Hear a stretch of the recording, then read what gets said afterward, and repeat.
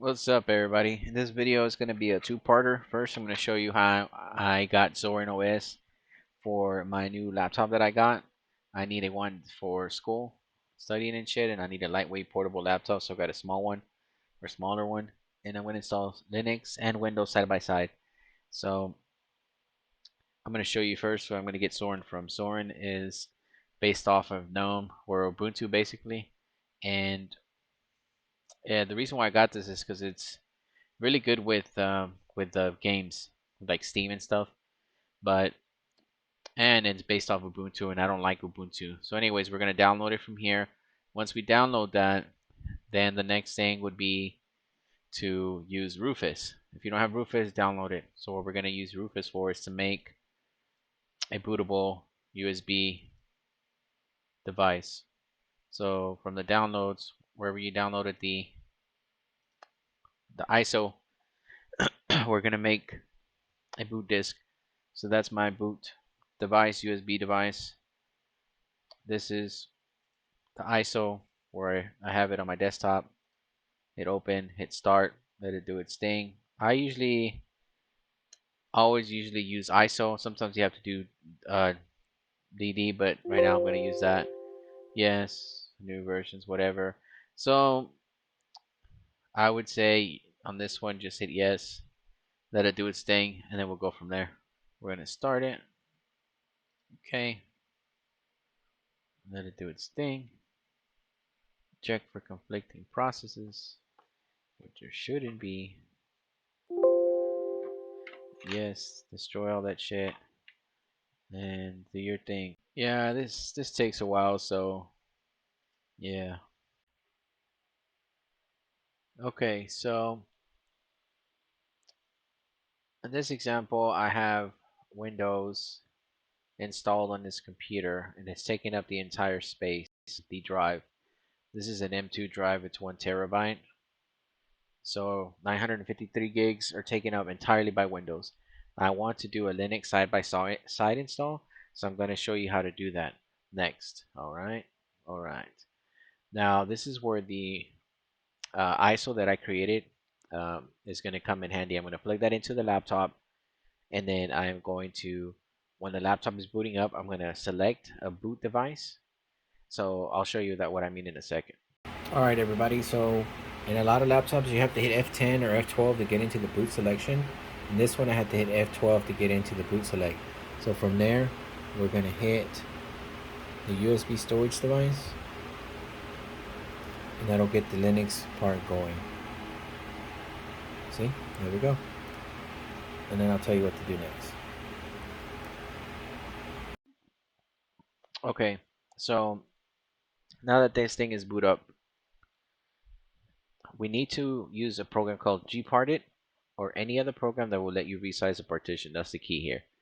Since this one has gparted, we're going to use that.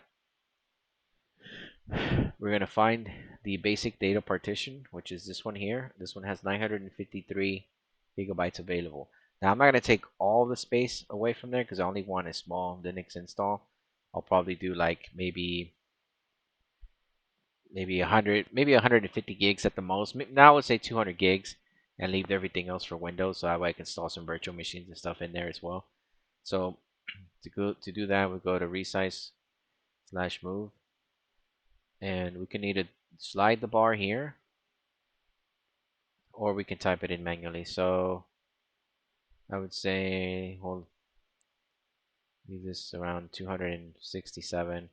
So the free space is going to be 267 gigs, and the new size of the Windows is going to be 700 gigs. So we resize, move it. We like to move it, and then we hit start. Now it's very important, I should have said this before, that you back up all your shit before you do this. I'm going to put that in the comments, in the notes of the video as well, because sometimes it could crash, sometimes it could fuck up. You know, who knows? Your hard disk could crash, your live session could crash, whatever. But you always want to back up stuff before you do things like this. So that's done. Then we close this. Then we go ahead and install our operating system, our new operating system.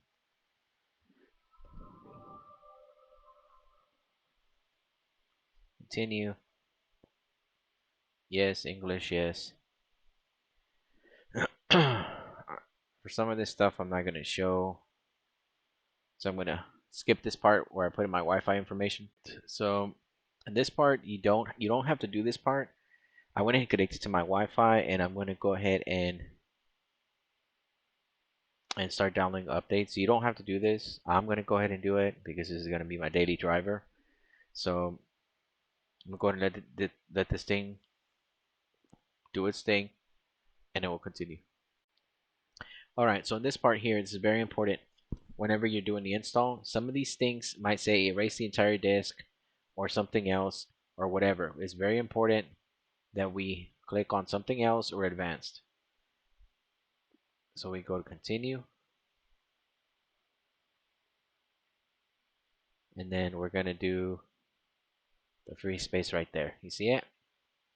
Free space, 280 gigs. Make sure it says free space. Okay, we don't want to click on anything else. Free space. You see that? Free space. Install now. Oh, fuck, I gotta install the root. Okay, I can do that.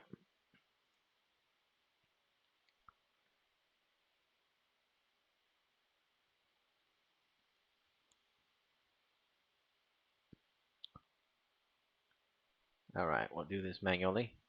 This is gonna be the primary. I'm beginning. Mount point and slash. It's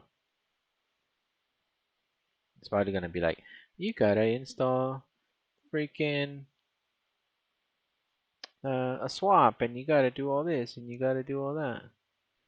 I'm like, no, I don't feel like doing all that.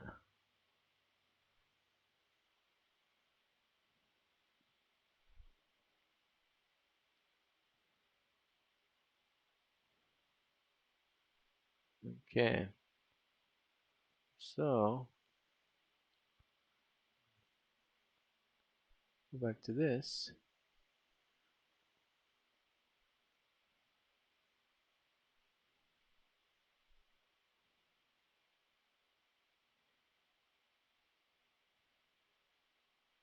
Continue. Okay. There's other ways to do this. This is just how I'm doing it. So, continue. Other operating systems will show this to you differently. So I'm going to put in this info, then we'll continue. Alright, here it goes. It's doing its thing.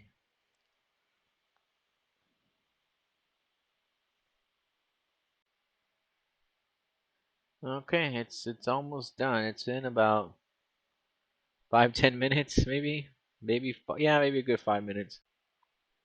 This thing is so slow. I don't know if it crashed or what. But it's been a good 10 This minutes doesn't for work. sure. Maybe even 15. Uh yeah. Oh, I tried the other operating system. I tried it a few times. Tried to install it all kinds of different ways, and I kept getting errors. So I'm just gonna use Fedora. Heard a lot of good things about the other one, but it was just buggy. It was buggy as hell. I could not get it to work. Kept crashing. I kept getting all kinds of errors. It was um, it was terrible. I would like to make additional space available. There we go.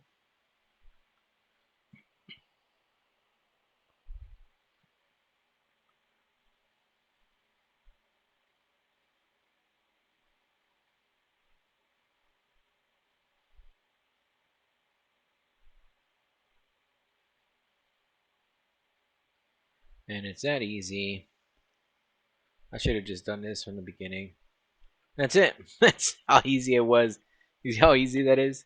The other operating system I was using earlier, I was I was stuck on that thing for a good 45 minutes with all these different errors. And this 2 minutes and I'm already installing the Linux. This is wild. This is wild. After restarting the computer, this is what I got next, and I just wanted to show it to you. I didn't have a way of recording it off the laptop, but this is the end result. So I can boot Linux now and I can boot Windows. If you have any questions, let me know. Leave a comment or go to my Discord and leave some messages there. Follow, subscribe, share, and all that. Love you. Bye. Please like and subscribe.